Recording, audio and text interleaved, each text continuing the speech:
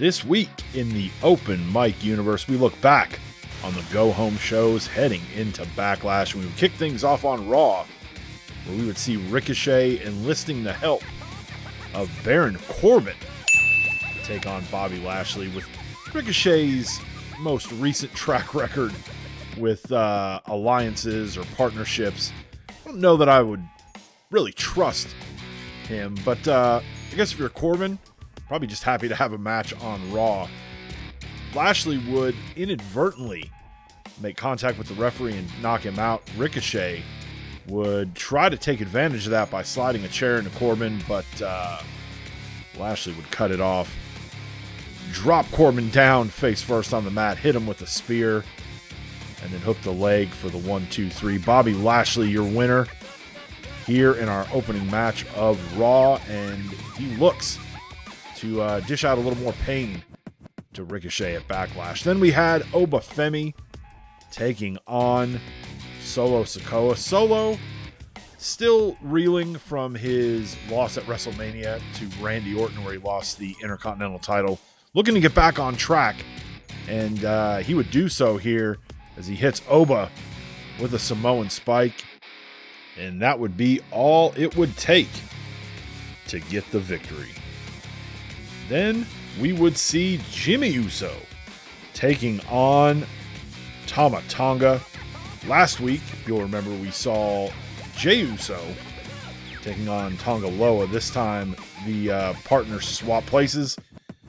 And while main event Jey Uso was victorious last week, this week, it would actually be the Tongans that would come out on top. Look, this rivalry has just hit different, and I think it's because of the family dynamic, the family component between these four cousins. And when these two teams go to war, when this family battle takes place at Backlash, not only are the WWE Tag Team Championships going to be on the line, but this match will take place in a steel cage. Who is going to walk out with those WWE Tag Team titles? Then, in our main event, it was supposed to be Bianca Belair taking on Shayna Baszler. Shayna deciding as she gets down to the ring that, maybe not tonight. But unfortunately for her, the WWE Women's Champion would say, not so fast. Toss Shayna back into the ring. Baszler can't believe it. Thought she was going to get out of it.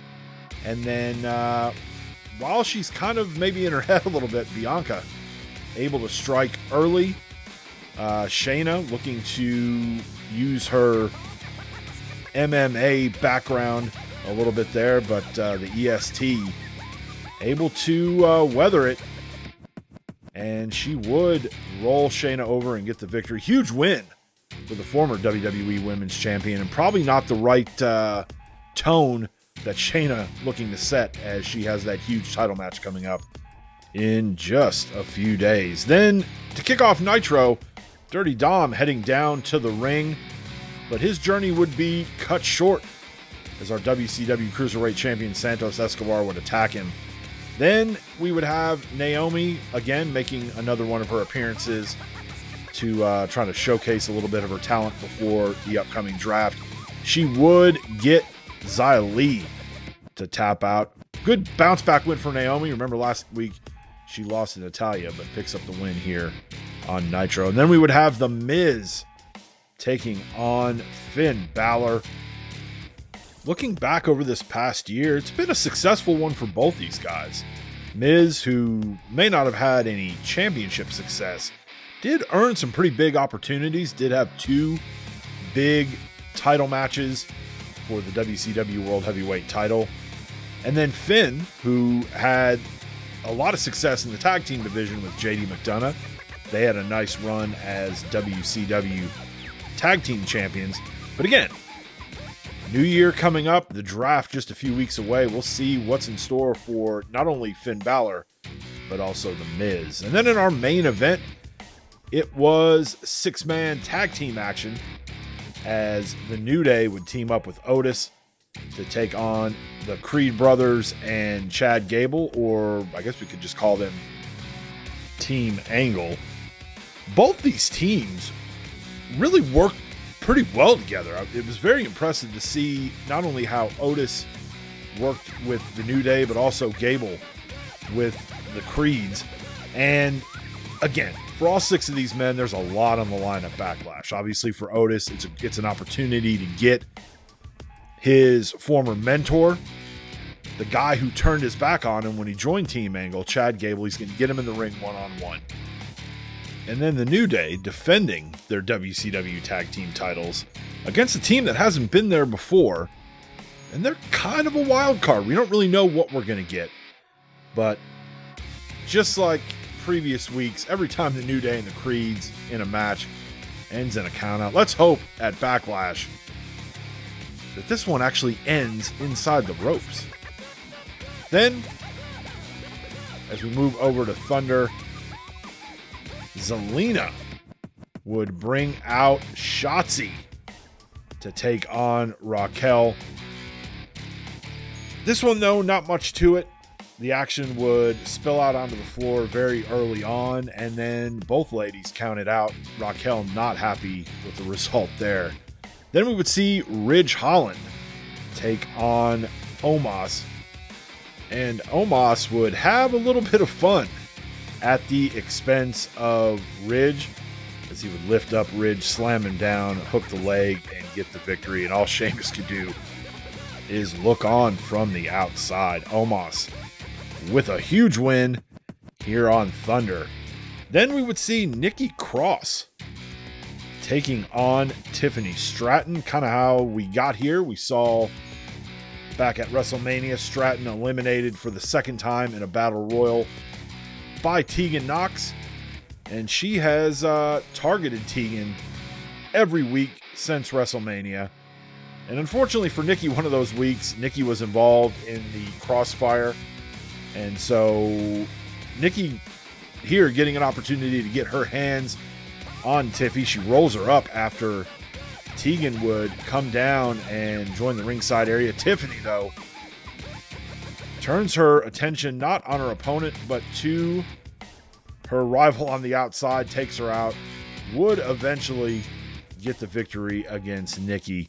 At some point, we're going to have to get Tegan and Tiffany in the ring, but that's going to have to wait. And then in our main event, we would see our former WCW World Heavyweight Champion taking on our current WCW United States Champion. Great match between these two. AJ would eventually hit a Styles Clash and get the victory.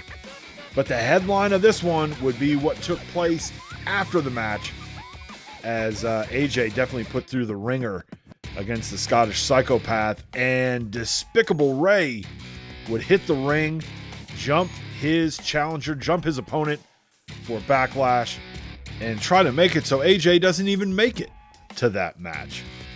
Then, our final show of the week, as always, it's SmackDown. We'd kick it off with Logan Paul taking on Seth freaking Rollins. Logan Paul, who would be looking to impress the officials from the WWE, would run up against his toughest opponent to date. Seth freaking Rollins coming off a huge WrestleMania, looking to start this new year post-draft on the road to a world championship. He would get the victory here against Logan, and probably not the match Logan looking to have right before the draft. Then we would see Carmella taking on Io Sky, and Carmella, another superstar who doesn't really get a whole lot of time on TV, would make the most of it here as she would defeat Io Sky. And then we would have tag team action. Imperium, Ludwig Kaiser, and Giovanni Vinci taking on the team of Kevin Owens and Sami Zayn. Sami, who will meet Gunther at Backlash. We've seen over the last couple weeks, though, he has met both Ludwig and Giovanni in singles action. Picked up wins in both of those matches as well. But we did see Gunther stick his nose in both of those contests. And here in this tag match, being on the outside of the ring, in the corner of his guys, did try to help them out here, as he would distract Sami, and those two would trade insults back and forth, but that did end up giving a little bit of an opening for Kaiser, who would look to take advantage. But Kevin Owens comes in to break up the fall. Sammy would eventually get on the outside with Giovanni Vinci, and that would leave KO and Kaiser in the ring. KO hits a moonsault and then the stunner. And you know what happens after that. It's a 1, 2, 3, and Sammy and Kevin victorious. Kevin defeated Gunther at WrestleMania. Can Sammy do the same at Backlash? Then it was main event time, and we would see Montez Ford taking on Roman Reigns. And right off the bat, Montez would look to try to catch Roman off guard, but things would eventually calm down, and the Tribal Chief would get in some offense. But I gotta say, Montez Ford would not give up. He kept bringing it to the head of the table. Roman here thought maybe he'd get Ford to tap out, but nope.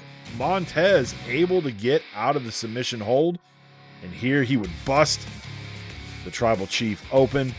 Then he would hit a rolling Thunder Frog Splash, hook the leg, and almost get a 3 count.